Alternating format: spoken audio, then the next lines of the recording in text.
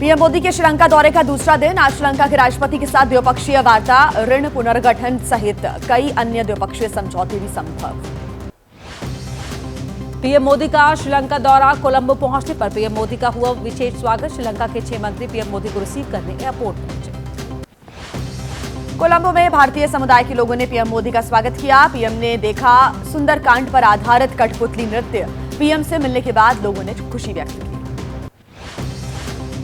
श्रीलंका के दौरे से पहले बैंकॉक में बिम्स्टेक सम्मेलन में शामिल हुए पीएम मोदी। 21 सूत्रीय कार्य योजना का रखा प्रस्ताव। कहा यह मंच वैश्विक कल्याण को आगे बढ़ाने के लिए महत्वपूर्ण। संसद परिसर में कांग्रेस सांसदों ने किया विरोध प्रदर्शन। अमेरिका के रेसिप्रोकल टैरिफ के मुद्दे पर सरकार को घेरा। मोदी सरकार के खिलाफ नारेबाजी भी की। राजस्थान के दौसा में कांग्रेस नेता सचिन पायलट का बयान। कहा रेसिप्रोकल टैरिफ से करोड़ों लोगों पर असर की आशंका। बड़े देशों ने उठाए कदम, लेकिन भारत अभी तक चुप।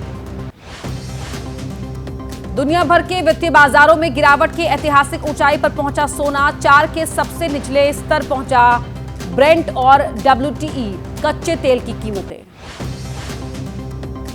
वक्फ बिल पर all India Muslim personal law board ने राष्ट्रपति से मिलने का वक्त मांगा है। कहा है कि अफसोसनाक है मोदी सरकार का ये रवैया। पूरे देश में होगा विरोध प्रदर्शन। राज्यसभा में वक्फ संशोधन बिल पास होने का मुंबई में हुआ विरोध। मुस्लिम समुदाय के लोगों ने जताई नाराजगी। मोदी सरकार के खिलाफ की नारेबाजी। बिहार के जमुई में भी वक्फ संशोधन बिल के खिलाफ विरोध प्रदर्शन हुआ। लोगों ने संसद से बिल पास होने का विरोध किया। नए कानून के खिलाफ की जमकर नारेबाजी। पंजाब के लुधियाना में मुस्लिम समुदाय ने किया वक्फ संशोधन बिल का विरोध। केंद्र सरकार के खिलाफ की नारेबाजी। मुस्लिम समाज के साथ अन्याय का आरोप लगाया। कोलकाता में भी वक्फ संशोधन बिल संसद से पास होने का विरोध हुआ। मुस्लिम समुदाय के लोगों ने प्रदर्शन किया। मोदी सरकार पर लगाया मनमानी करने का आरोप। गुजरात के अहमदाबाद में भी मुस्लिम समुदाय के लोगों ने किया वक्फ संशोधन बिल का विरोध। हाथ में काली पट्टी बांधकर जताई नाराजगी। मोदी सरकार के खिलाफ की नारेबाजी। बिहार के किशनगंज में मुस्लिम समुदाय ने निकाला विरोध मार्च। वक्फ संशोधन बिल के संसद से पास होने पर जताई नाराजगी। मोदी सरकार पर लगाया अनदेखी का आरोप। मुंबई में वक्फ संशोधन बिल को लेकर आमने सामने आए 2 मुस्लिम समूह। एक समूह ने किया बिल का विरोध, दूसरे ने मोदी भाईजान के पोस्टर लगाकर किया बिल का समर्थन।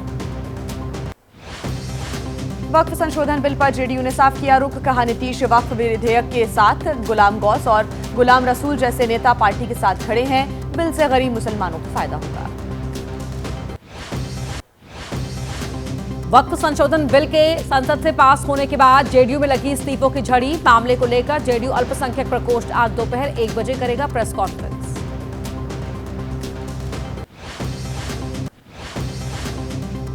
असदुद्दीन ओवैसी ने भी वक्फ संशोधन बिल के खिलाफ सुप्रीम कोर्ट में दायर की याचिका। चंद्रबाबू नायडू पर साधा निशाना। कहा जो अपने ससुर का नहीं हुआ वो आंध्र प्रदेश का क्या होगा। राज्यसभा से भी वक्फ संशोधन बिल पास होने पर बोले मुस्लिम पर्सनल लॉ बोर्ड के महासचिव मौलाना यासूब अब्बास। कहा दुखद है कि जेडीयू और टीडीपी ने भी नहीं दिया मुसलमानों का साथ। अरवली के जिला महासचिव मोहम्मद जाकी ने पार्टी से इस्तीफा दिया। जयंत चौधरी के बिल को समर्थन देने पर लिया ये फैसला। मुस्लिम समाज की अनदेखी का आरोप लगाया। बिहार के नवादा में जेडीयू को झटका। वक्फ बिल पार्लियामेंट में पारित होने पर जिला सचिव समेत कई नेताओं ने छोड़ी पार्टी। नीतीश कुमार की नीतियों पर जताई नाराजगी। वक्फ संशोधन बिल पास होने के बाद जेडीयू में विरोध के स्वर हुए तेज। एमएलसी गुलाम गौस बोले मेरा कातिल ही मेरा मुंसिफ निकला। हमें उनके वफा की उम्मीद है जो जानते नहीं है कि वफा क्या है। जेडीयू नेता तबरेज हसन ने भी पार्टी से तोड़ा नाता। वक्फ संशोधन बिल के संसद में पारित होने पर जताई नाराजगी। नीतीश सरकार के फैसले पर उठाए सवाल। मुजफ्फरपुर में वक्फ संशोधन बिल के खिलाफ अनोखा प्रदर्शन हुआ। जेडीयू अल्पसंख्यक प्रकोष्ठ के महासचिव अफरीदी रहमान ने अपनी नेम प्लेट तोड़ी। नीतीश लल्लन सिंह के खिलाफ नारेबाजी। जेडीयू के मुस्लिम नेताओं की नाराजगी पर आरजेडी ने साधा निशाना। कहा बीजेपी का फ्रंटल ऑर्गेनाइजेशन बन चुकी है जेडीयू। पार्टी में खत्म हो चुकी है समाजवादी विचारधारा। जेडीयू से इस्तीफा देने वाले कासिम अंसारी, नवाज मलिक और तरबेज सिद्दीकी से पार्टी ने किनारा कर लिया है। कहा जेडीयू से इनका कोई लेना देना नहीं है। इन्हें लेकर फैलाई जा रही अफवाह। असदुद्दीन ओवैसी ने बिहार के सीएम नीतीश कुमार पर लगाया आरोप। कहा बिहार में हुआ कास्ट सर्वे सिर्फ दिखावा। ओबीसी मुस्लिमों को नहीं मिली कोई नौकरी। गिरिराज सिंह ने वक्फ संशोधन बिल को लेकर साधा निशाना एक्स पर लिखा, कांग्रेस ने वक्फ बोर्ड को बना दिया था गजवाए हिंद की प्रयोगशाला, पुराना कानून था भ्रष्टाचार की फैक्ट्री। वक्फ बिल पर बिहार में पोस्टर वॉर जारी, आरजेडी ने पोस्टर साधा सीएम नीतीश कुमार पर निशाना, लिखा गिरगिट से भी तेज रंग बदलने वाले निकले नीतीश कुमार। पटना में बीजेपी के पोस्टर में पीएम मोदी को भगवान राम और विपक्षी नेताओं को राक्षस बताया गया है, लिखा है कि विपक्षी नेता बाबर और औरंगजेब के वंशज, इन्हें भेज देना चाहिए पाकिस्तान। वक्फ संशोधन बिल के खिलाफ सुप्रीम कोर्ट में कांग्रेस सांसद मोहम्मद जावेद की याचिका, कानून को मौलिक और धार्मिक अधिकारों के खिलाफ बताया, मुसलमानों से भेदभाव का आरोप लगाया। वक्फ संशोधन बिल राज्यसभा से पारित होने पर बोले एसपी सांसद जियाउर रहमान बर्क, कहा हमारे ऊपर सिर्फ कोर्ट का रास्ता अब हमारे पास बाकी है, सबसे मशवरा कर उठाएंगे आगे की कदम। बीजेपी सांसद रविशंकर प्रसाद का दावा, कहा संविधान के मुताबिक है वक्फ संशोधन बिल, सुप्रीम कोर्ट में चुनौती देने वालों को भी लगेगा झटका।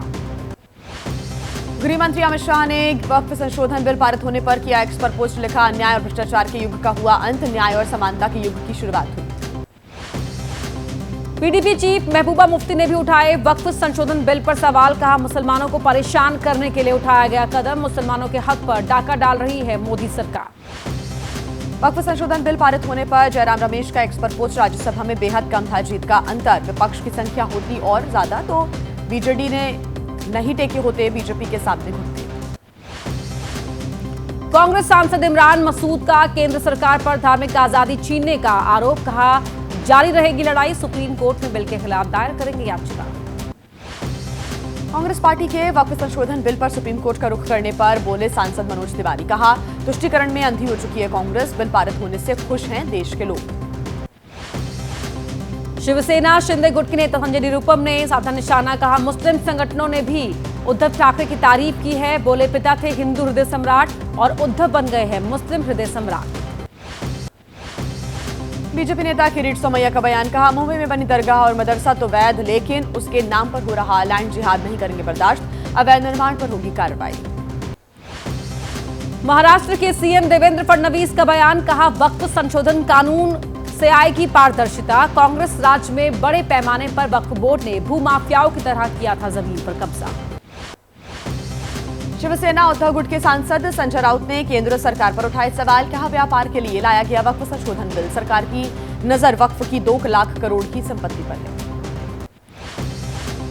उत्तराखंड के सीएम पुष्कर सिंह धामी का बयान, कहा नए कानून से लगेगी लगाम, अब वक्फ के जरिए भूमाफिया नहीं कर पाएंगे जमीन पर कब्जा, विपक्षी तुष्टीकरण के लिए कर रहे विरोध। छत्तीसगढ़ में वक्फ बोर्ड की तर्ज पर सनातन बोर्ड बनाने की मांग, छत्तीसगढ़ वक्फ बोर्ड के अध्यक्ष डॉक्टर सलीम राज ने कहा कि सनातन बोर्ड के गठन को लेकर प्रधानमंत्री मोदी और गृह मंत्री अमित शाह को पत्र लिखेंगे। तमिलनाडु की पार्टी टीवीके के कार्यकर्ताओं ने वक्फ संशोधन बिल के खिलाफ किया विरोध प्रदर्शन, बिल के खिलाफ नारेबाजी कर जताई नाराजगी, अनदेखी का आरोप लगाया। तमिलनाडु बीजेपी अध्यक्ष के अन्नामलाई का दावा, कहा प्रदेश अध्यक्ष की दौड़ में मैं शामिल नहीं हूं, सबकी सहमति से होगा चुनाव, तमिलनाडु बीजेपी में कोई प्रतियोगिता नहीं। पश्चिम बंगाल में रामनवमी को लेकर अलर्ट मोड पर पुलिस प्रशासन, 9 अप्रैल तक सभी पुलिसकर्मियों की छुट्टियां रद्द की गई, कई इलाकों में अतिरिक्त पुलिस बल तैनात।